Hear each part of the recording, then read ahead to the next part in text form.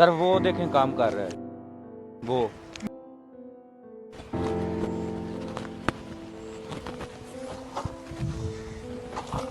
अस्सलाम वालेकुम भाईजान। वालेकुम सलाम। कैसे मिट्टी के साथ मट्टी हुए पड़े हो आप? भाई बंदा मिट्टी से बना है और मिट्टी में ही जाना है, और हम सारा दिन काम करते हैं और इन ज़मीनों में गल्ला उगाते हैं और लोग खाते हैं। भाई मैंने आपको पहचाना नहीं, आप हो कौन? भाईजान मैं आपके पास एक जरूरी काम आया हूँ। चलो भाई बैठ के बात करते हैं। भाई तुम मेहमानों के लिए कोई पानी वगैरह लेके आओ।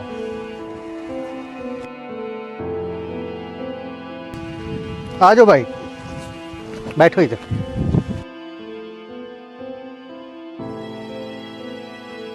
भाईजान चाय पानी की कोई ज़रूरत नहीं है, हम आपको सिर्फ मिलने के लिए आए हैं और आपकी किस्मत बदलने आए हैं। क्या बात है? हम आपकी ये ज़मीनें खरीदने के लिए आए हैं और आपको इसकी मुंह मांगी कीमत देंगे ताकि आपकी ज़िंदगी आराम और सुकून से गुजर सके। हम यहाँ पर हाउसिंग कॉलोनी बनाना चाहते हैं। भाई आप ये क्या बात कर रहे हैं? हमारी सोना उगलने वाली ज़मीन अगर इसी तरह हाउसिंग कॉलोनियों में तब्दील होती रही तो ये सारा ज़री रकबा ख़त्म हो जाएगा। और दूसरी बात, ये मैं अपनी ज़मीन बेचना ही नहीं चाहता। ज़मीन हमारी ओढ़ना बिछौना है, इसके बगैर हमारा गुजारा नहीं है। और इधर से दफ़ा हो जाओ, आज के बाद मेरी तरफ से ज़मीन के मामले में नहीं आना। चलो जाओ इधर से।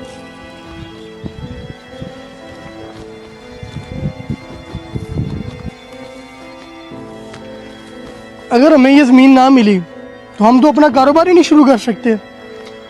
हम इसके छोटे भाई को बातों में लेते हैं और उससे ज़मीन हासिल करते हैं। हाँ ये भी आपकी बात बिल्कुल ठीक है।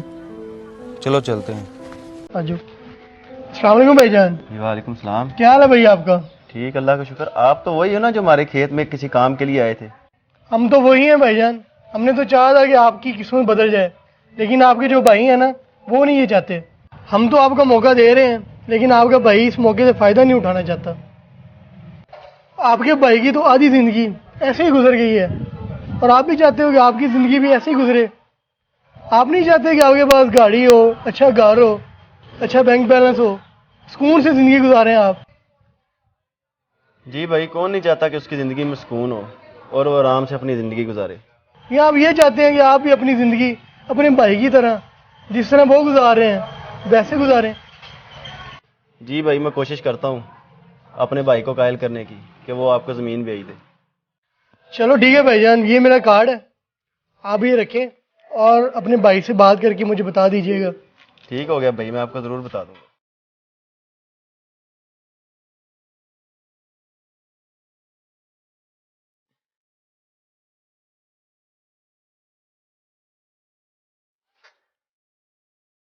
चलो छोटे, थोड़ा सा काम रहता है ज़मीनों में, वो करके आते हैं। भाई मेरे से इतनी धूप में काम नहीं होता। सारा दिन धूप में काम करो और बाद में फसल का रेट भी नहीं मिलता।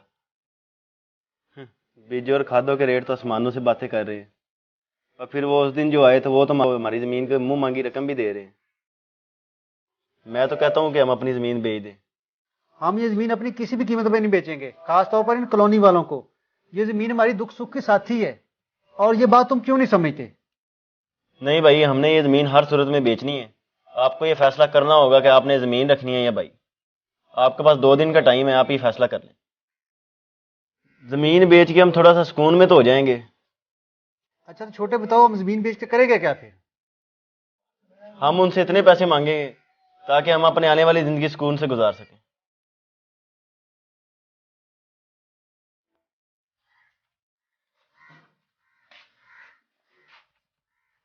हाँ भी छोटे, आ गए हो? जी भाई। भाई आपको मैंने 2 दिन का टाइम दिया था, आपने क्या सोचा उस बारे में? मैं आपकी बात मानता हूँ, लेकिन उससे पहले मेरी भी एक बात आपने माननी है। चलो ठीक है भाई, बताओ क्या करना है।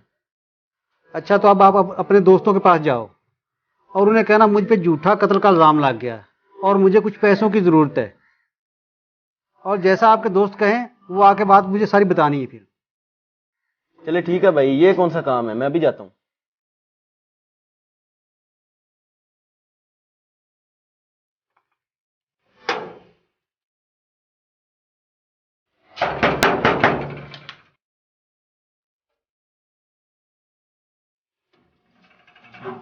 अस्सलाम वालेकुम सीब भाई। वालेकुम अस्सलाम। सीब भाई, क्या हाल है आपके? ठीक ठाक, आप सुनाओ कैसे हो? ठीक, अल्लाह का शुक्र। और इतने परेशान क्यों लग रहे हो? खैर तो है? सीब भाई, मैं आपसे एक ज़रूरी काम के सिलसिले में आया हूँ। जी जी बताओ क्या बात है। भाई मुझ पे झूठे कत्ल का इल्ज़ाम लगाया गया, इस सिलसिले में मैं आपके पास आया हूँ, मेरी कुछ मदद करो। ओए तुझ पे कत्ल का इल्जाम लग गया तो मेरे पास क्या लेने आया है? अगर पुलिस वालों को पता चल गया कि मैं तेरा दोस्त हूं तो वो मुझे भी उठा के ले जाएंगे। चला जाओ वरना मेरे पास कभी ना आना।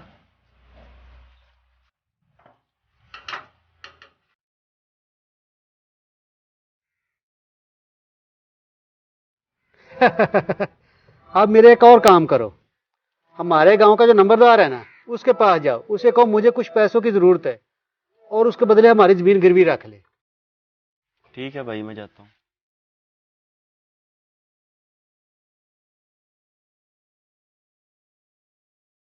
हाँ जी पुत्र, खैर तो है? किस काम के सिलसिले में आए हो मेरी तरफ? चाचा जी, मुझ पे झूठे कत्ल का इल्ज़ाम लगाया गया, जिसके सिलसिले में मैं आपसे मदद मांगने आया हूँ। अच्छा बेटा, तो मैं क्या मदद कर सकता हूँ आपकी? मुझे कुछ पैसों की ज़रूरत है, उसके बदले आप हमारी ज़मीन गिरवी रख लें। अच्छा, तो मैं आपके भाई से बात कर लूंगा, पैसे आप ले जाओ मेरे से। तो ये लो, ये इतने पैसे ठीक हैं? जी ठीक और भी किसी काम की या किसी चीज़ की ज़रूरत हो तो मुझे बताना। ठीक है, बहुत ठीक है, शुक्रिया जी। चलो ठीक।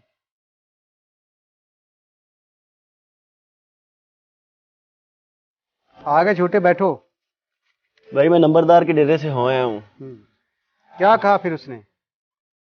उसने मुझे ये पैसे दे दिए हैं और बोला है कि और पैसों की ज़रूरत हो तो ले सकते हो।